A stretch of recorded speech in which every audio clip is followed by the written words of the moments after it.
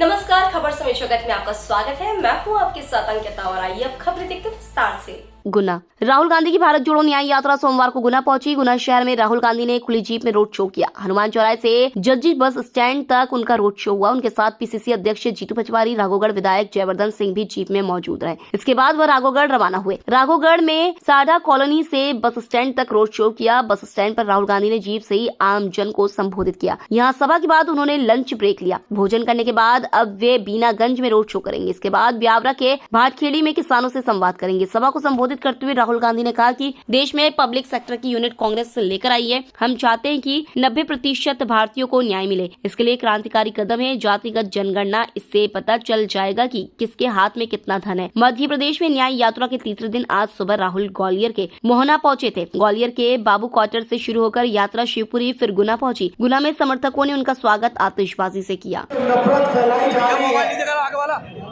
इसका कारण अन्याय है। किसके साथ अन्याय? किसके साथ? जनता के साथ। तो आपने भारत माता शब्द सुना होगा, सुना है? अरे नहीं सुना? अब ये भारत माता कौन है? शिवराज जी ने ये कहा तो मैं मानता हूँ एक सभ्य व्यक्ति है, पर इस तरह के बयान उनके व्यक्तित्व पे शोभा नहीं देते। आप ये भावना, ये भाषा उस परिवार के व्यक्ति के साथ के लिए कर रहे हैं जिनके 2-2, 3-3 लोगों ने शहादत दी, देश को आज़ाद कराया। रही बात पाकिस्तान प्रेम का, तो आडवाणी जी ने किया था, हमने तो नहीं किया। और जहाँ तक शिवराज जी की बात है, अगर ऐसे बयान दे के वो नरेंद्र मोदी के प्रिय होना चाहते हैं तो और गाली दे, हमें उनसे तो कोई है नहीं। पर नरेंद्र मोदी जी ने उनका हर्ष जो किया है, देश ने और प्रदेश ने देखा है, वो केवल अपमान शिवराज जी का नहीं था, वो प्रदेश का भी था, उन वोटों का भी था जो उनको मिला। उस पर ध्यान दे शिवराज जी, ये मैं उनसे अनुरोध करना चाहता हूँ। जोड़ो न्याय यात्रा जब चल रही थी, भारत जोड़ो यात्रा, तो आप लोगों ने बताया कि करोड़ों लोग अलग अलग जगह उनसे मिले, जुड़े, बातें की, अपनी पीड़ा बताई। उसी पीड़ा को आज न्याय यात्रा में परिवर्तित जब हो रही है, तो अभी गुना में अद्भुत पैर रखने की जगह नहीं थी।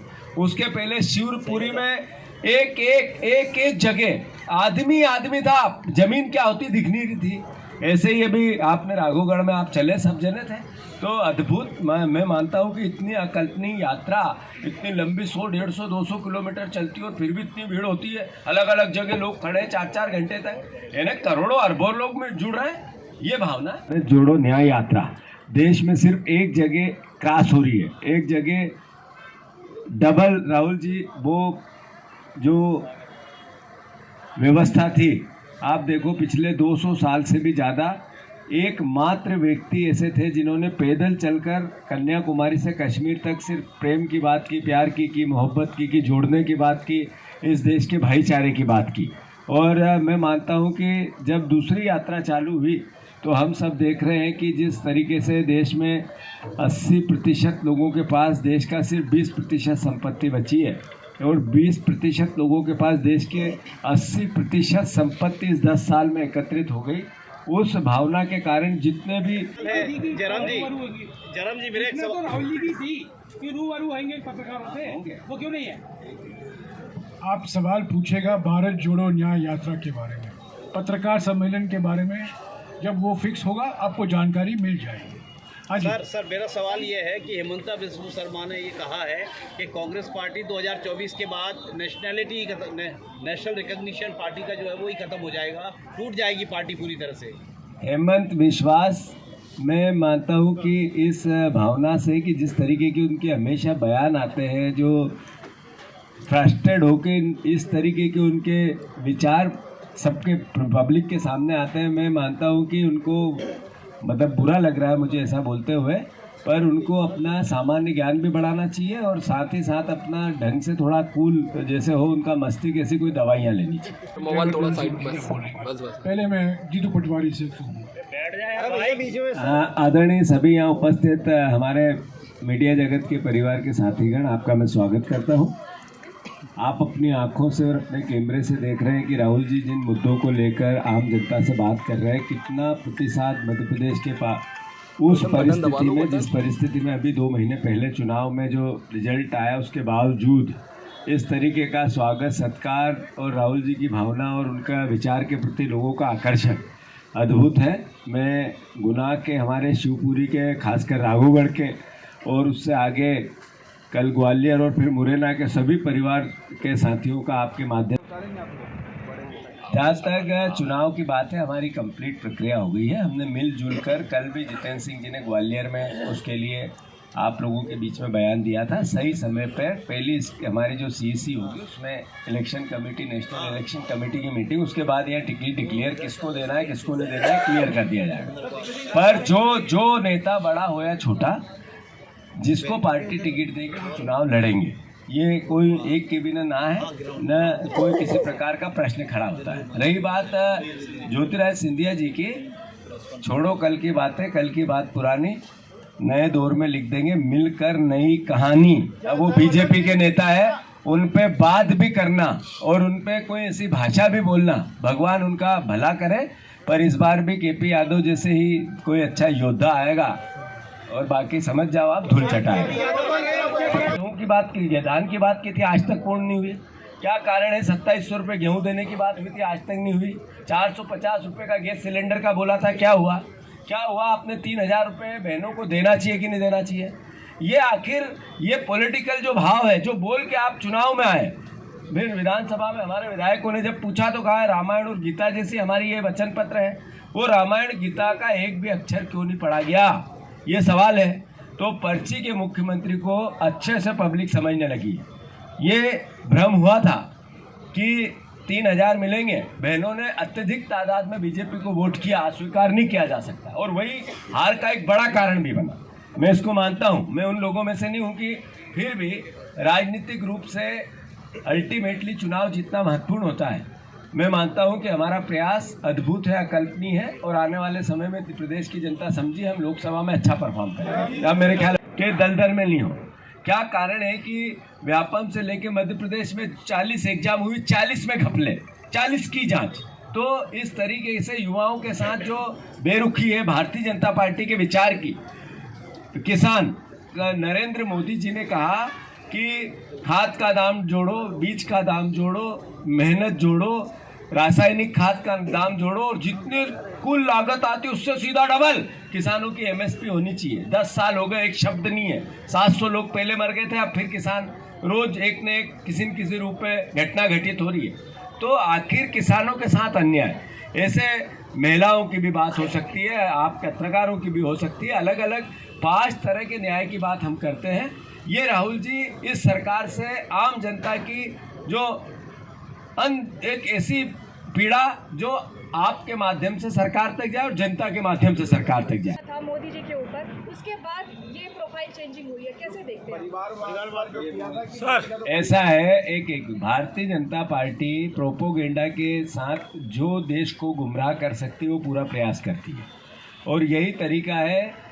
भारतीय जनता पार्टी पहले कहती थी पार्टी अपर साइड है, पार्टी बड़ी है, नेता बाद में है। भारतीय जनता पार्टी ने अपने रूल को बदल लिया।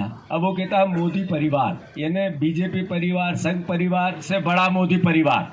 ये अपने आप में मैसेज क्या गया कि डिक्टेटरशिप की ओर देश जा रहा है। मैं मानता हूँ जो परिस्थिति में बीजेपी जो निर्णय लेती है, प्रोपोगेंडा करती है, मूर्ख बनाती है, आपको गुमराह करती है, मीडिया के माध्यम से जनता पे अलग अलग तरह का एक अदृश्य छाया बना के जो मूल मुद्दे उनसे भटकाना चाहती है। एक बिजली का घर उद्घाटन कर रहे हैं, वो 2014 में मनमोहन सिंह जी के सरकार के समय वो आंध्र प्रदेश रीऑर्गेनाइजेशन एक्ट में वो वादा किया गया था, उसको वो बार बार उसी का बिजली घर का उद्घाटन कर रहे हैं। वो चेन्नई जा रहे हैं, जो कल्पाकम में हमारी परमाणु ऊर्जा की फैक्ट्री है, वहाँ जा रहे हैं। उसका भी उद्घाटन 22 साल पहले हुआ था, आज फिर से उसका पुनरुद्घाटन हो रहा है प्रधानमंत्री के हाथ में। आजकल चुनाव का समय है, चुनाव प्रचार के लिए प्रधानमंत्री कुछ भी बोलेंगे, फोटो अपॉर्चुनिटी से पीछे नहीं हटेंगे। और मैं आपको याद दिला दूं, ठीक 10 साल पहले गांधीनगर में भारत रत्न लाल कृष्ण आडवाणी ने क्या कहा था? उन्होंने कहा था नरेंद्र मोदी मेरे शिष्य नहीं है, वो विश्व विख्यात इवेंट मैनेजर है। हमने कभी नहीं, मैं मानता हूँ वो जा रहे हैं, वो उनका इंटरनल मामला जाना चाहिए, धन्यवाद। पर वहाँ जाकर सद्बुद्धि भी लेना चाहिए। जो मैंने अभी बातें कही घोषणा पत्र की, उसको पूर्ण करेंगे मुख्यमंत्री। 15 दिन में 15,000 करोड़ रुपया 2 महीने में हमने लोन लिया है, तो अल्टीमेटली इस प्रदेश पे कितना कर्जा बढ़ेगा, युवाओं का क्या होगा, एग्जाम का क्या होगा, पटवारी एग्जाम की आपने जो जांच कराई उसको पब्लिश कब करोगे, कब आप ये जिस दिन से आए क्राइम रोज अद्भुत है, 30 साल का सबसे ज़्यादा। दर्शन करना, भगवान से प्रार्थना करना, आस्थाओं के साथ ये प्रदेश की खुशहाली के लिए भी प्रार्थना करना उनको करना चाहिए, साधुवाद मुख्यमंत्री हैं।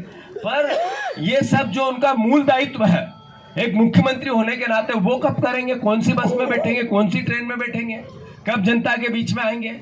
ये अल्टीमेटली रोज कर्ज लेना, बड़े बड़े पंडाल सजाना, इवेंट करना और विज्ञापन देना, रोज 1 करोड़ रुपए रोज के इवेंट विज्ञापन जा रहे हैं। तो आखिर कर्ज लेके क्या बताना चाहते हैं? आज विज्ञापन दिया, मैं दर्शन करने जा रहा हूं, तो ये विज्ञापन दर्शन का विषय था? विज्ञापन दर्शन का विषय था? दर्शन का विषय था विज्ञापन? दर्शन हम करने जाते हैं तो अल्टीमेटली क्या गांव में, मतलब आप समझ रहे होगे मेरी भावना कि अल्टीमेटली गुमराह कर रहे हैं, मूर्ख बना रहे हैं, अपने जो कर्तव्य थे उनसे गुमराह करने के लिए इवेंट कर रहे हैं। छोटा सा गांव था और सन 80 और सन 90 के बीच में कांग्रेस की 2 सरकारों ने, एक वो सरकार जिसमें स्वर्गीय इंदिरा गांधी जी प्रधानमंत्री थी, जिनके कार्यकाल में राघोगढ़ को NFL का प्लांट दिया गया, जो आज भी मध्य प्रदेश का सबसे बड़ा यूरिया प्लांट है।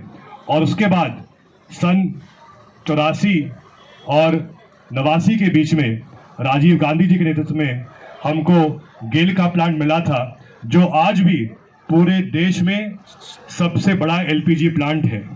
इन 2 उद्योगों के माध्यम से लगभग राघोगढ़ और गुना जिले के लगभग 20,000 लोगों को रोजगार मिला है।